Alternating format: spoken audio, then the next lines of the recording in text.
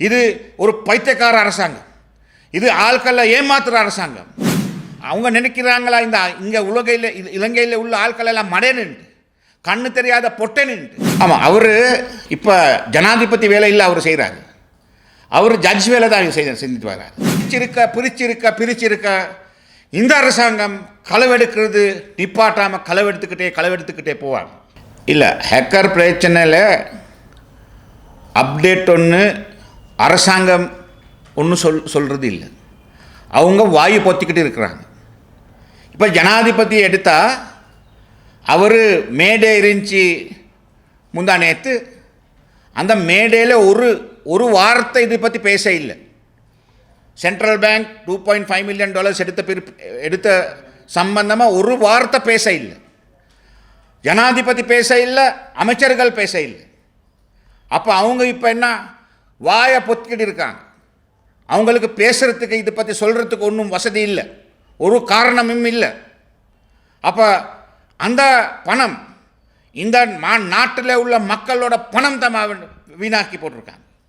அதனால் அது பற்றி இப்போ நீதிமன்றத்துக்கு போயிருக்கு, சிஐடியில் போயிருக்கு. நம்ம காகிதம் கொடுத்த பிற்பாடு தான் சிஐடிக்கு போயிருக்குது.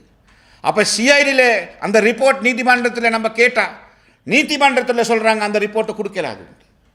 அப்போ பாருங்கள், ஜனம்ட பணம், ஜனம்ட நீதிமன்றத்தில் ஜனம்ட பணம் எப்படி காணாமல் போனது தேடுறதுக்கு வசதி இல்லை. அந்த மாதிரித்தான் இந்த அரசாங்கம் கொண்டுக்கிட்டு போகிறாங்க. இது ஒரு பைத்தியக்கார அரசாங்கம். இது ஆட்களை ஏமாத்துகிற அரசாங்கம். அப்போ இதுக்கும் கூட பாருங்கள், இந்த அரசாங்கம் என்ன செஞ்சது. மேடே இருந்துச்சு 1ஆம் தேதி அன்னைக்கு டீசல் பெட்ரோல் கணக்கு கூடாக்க இல்லை. என்ன செஞ்சாங்க, மேடையை வச்சுட்டு 2ஆம் தேதி ரவைக்கு தான் டீசல் பெட்ரோல் கூட்டினாங்க. அப்போ அது காரணம் என்ன, 1ஆம் தேதி இது கூட்டாக்குனா அந்த மேடைக்கு யாரும் ஆட்கள் வர மாட்டாங்க. அந்த மாதிரிக்க ஆட்களை ஏமாற்றி ஆட்களை ரொம்ப கஷ்டமாக்குறதுக்கு தான் இவங்க பார்க்குறாங்க.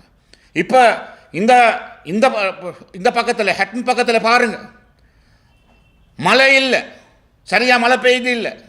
மரக்கறி தோட்டம் செய்கிற ஆட்களுக்கு என்ன நடந்திருக்கு, பெட்ரோல் டீசல் எடுக்கலாது மரக்கறிக்கு தண்ணி போட.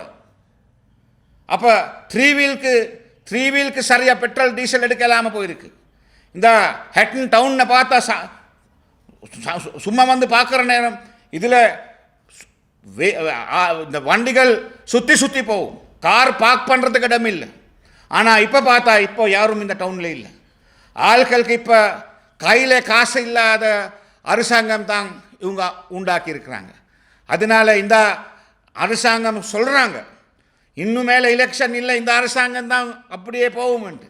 மஹிந்த ராஜபக்சவும் அது சொன்னார். மஹிந்த ராஜபக்ச நினைச்சார் அவருக்கு பிற்பாடு கோட்டாபேக்கு பிற்பாடு சிராந்திக்கு பிற்பாடு நாமல்ன்ட்டு.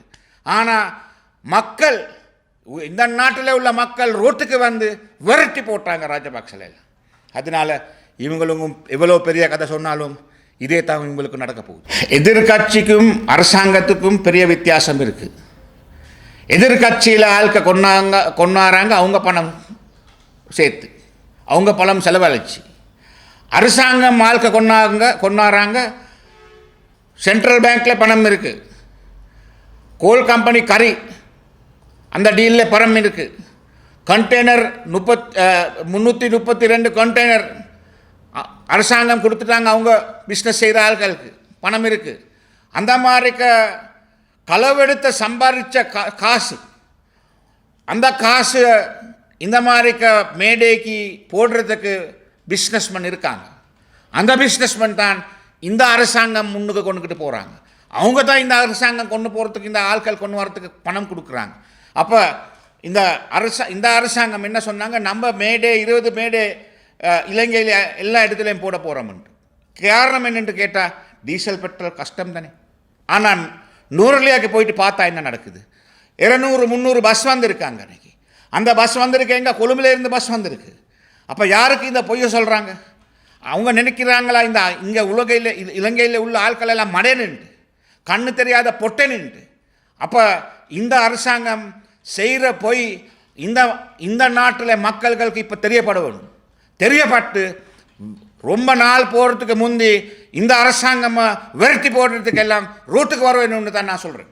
ஆமாம், அவர் இப்போ ஜனாதிபதி வேலை இல்லை, அவர் செய்கிறாரு. அவர் ஜட்ஜ் வேலை தான் செஞ்சுட்டு வர்றாரு. இப்போ அவர் ஜட்ஜ் தானே தீர்ப்பு கொடுக்கணும். நீதிமன்றத்தில் ஜட்ஜ் தான் தீர்ப்பு கொடுக்கணும். இப்போ இந்த அரசாங்கத்தில் இந்த ஜனாதிபதிக்கு சொல்கிறதுக்கு ஒன்றும் இல்லை. என்ன சொல்?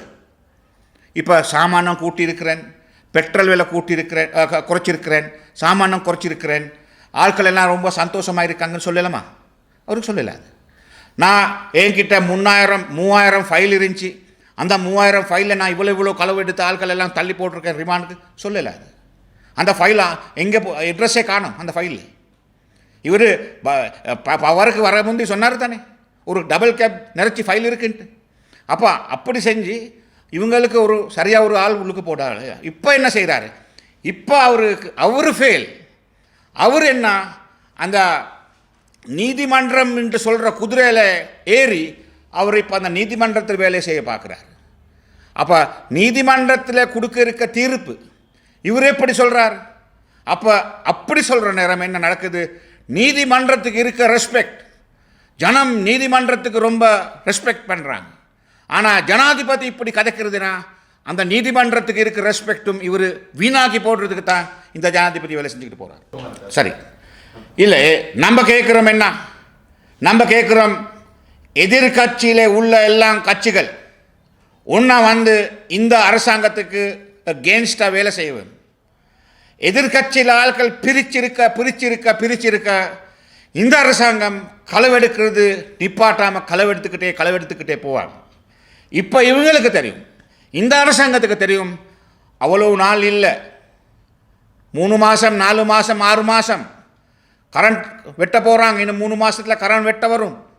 அப்படி வெட்டுற நேரம் ஆட்களுக்கு காசு இல்லாத நேரம் ஆட்கள் ரோட்டுக்கு வருவாங்க. அப்போ அவங்களுக்கு என்ன நடக்குது? இப்போ அவங்க தெரியும், 6 மாதம் 1 வருஷம் போகிற நேரம் கோட்டாபய ராஜபக்சேக்கு வந்து தான் நம்மளுக்கு வரும். கோட்டாபய ராஜபக்சன் அவர் போனார். ஆனால் இவங்களுக்கு சும்மா அப்படி போகிறதுக்கு வசதி இருக்காது, அடித்து விரட்டுவாங்க. அதனால் இப்போ என்ன செய்கிறது? ஏலம் இடத்துல எல்லாம் களவு செய்கிறதுக்கு தான் இந்த அரசாங்கம் வேலை செஞ்சு